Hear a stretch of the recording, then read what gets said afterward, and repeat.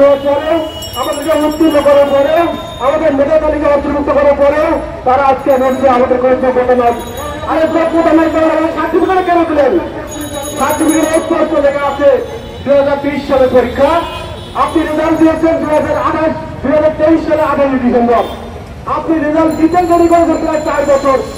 আমরা তো ভাই আপনার কাছে বলি না, আমাদের অনেক বয়স হয়েছে, আপনাদের খাম কেনেছে, নিজেদের ইচ্ছা মতো পরীক্ষা নেন।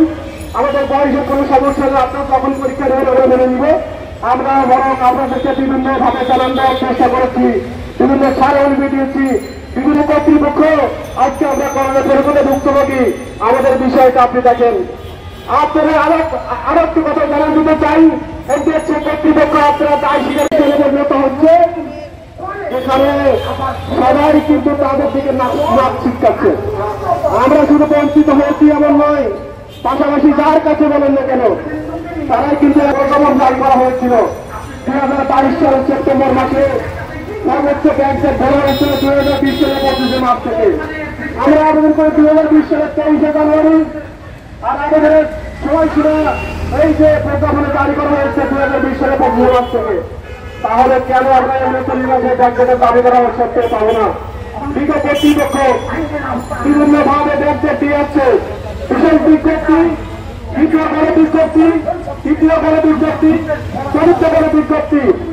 ইভেন আমরা এটাও দেখেছি ইতিহাসে তারা মিনিমাম ব্যাংকে দিয়েছে বিশেষ বিজ্ঞপ্তি, বড় বিজ্ঞপ্তি, যে কোনো বিজ্ঞপ্তিতে 6 মাস, মিনিমাম 6 মাস তারা ব্যাংকে দিয়ে যাচ্ছে। সেখানে করোনার কোনো প্রভাব ছিল না, কোনো পঞ্জিত, কোনো ভূমিকম্প, কোনো ঝামেলা, কোনো কিছু ছিল না। সব পরীক্ষা তারা ঠিক মতো নেওয়ার পরে তারা তাদের সুবিধা মতো নিজেদের ক্ষমতা বলে ব্যাংকে দিয়ে আসছে। মিনিমাম 6 মাস তারা ব্যাংকে দিয়েছে, মিনিমাম 6 মাস। আমরা ধারণা করেছিলাম আমরা যেহেতু করোনার প্রবন্ধভুক্ত রোগী, 65 বছর আমাদের জীবন থেকে তারা নিয়ে রয়েছে, অবশ্যই তারা যদি বিভিন্নভাবে বিগত বিজ্ঞপ্তিতে ব্যাংকে দিয়ে আসতে পারে তাহলে নিশ্চয়ই আমাদের করোনাকালীন ব্যাংকের মিনিমাম 4 বছর পাবো। কিন্তু হাস্যকর এবং দুঃখজনক হলেও সত্য, এনটিএসসি কর্তৃপক্ষ যখন 2024 সালে 31 মার্চ তারা গণবিজ্ঞপ্তি প্রকাশ করে পঞ্চম নিয়োগ বিজ্ঞপ্তি, সেখানে তারা ব্যাংকে চায় মাত্র 3 মাস। এটা কোন ক্ষমতা দিয়ে তারা বলেছে? তারা ব্যাংকে নাও দিতে পারত।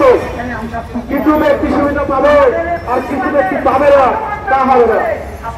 আমরা আজকে স্বাধীনতার কথা বলি, আমরা আজকে গণতন্ত্রের কথা বলি, আজকে আমরা দুর্নীতির বিরুদ্ধে বাংলাদেশ গড়ার কথা বলি।